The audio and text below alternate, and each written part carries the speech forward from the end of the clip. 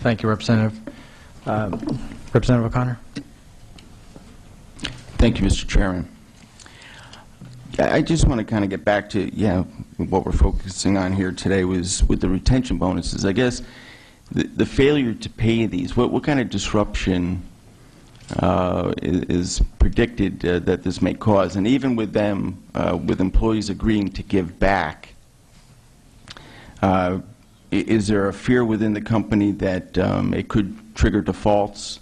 I noticed maybe the article that you were referencing before, your Paris unit, it has caused at least some problems overseas and potentially with the company here in fulfilling its obligations. And I guess, is that the heart of the problem as to why you feel necessary to offer these retention bonuses and pay them out? Well, the retention bonuses are an agreement with each individual. They are in place. It's their employment contract, if you will. With the time they were put in place, each employee signed a document knowing what they received.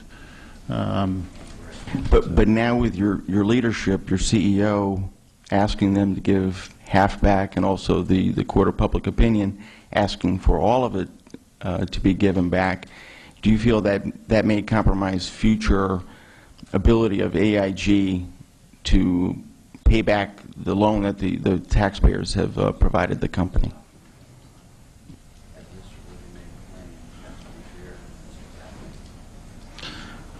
I can give you, I guess, my personal opinion, being here since September, and I think I can, all of you saw Ed Liddy testify in Congress, and he, I don't know the exact words, so please don't quote me on this, but I think he feared that we would have people leaving as a result of what's going on if the retention payments were not made. That's my takeaway.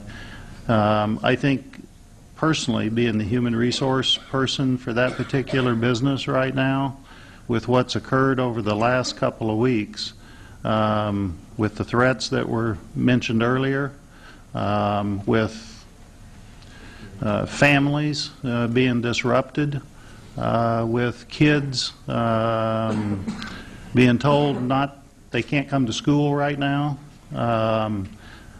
Yeah, it's a major disruption. And as far as acquisitions and mergers, could you comment or care to comment? Is this, granted, I know we're in very unique times, but is this standard practice where retention bonuses are given in these kind of situations where they know that there's an end, and even though the performance may not have met expectations, and you have some of those same people on, but there's still people that know the business in and out.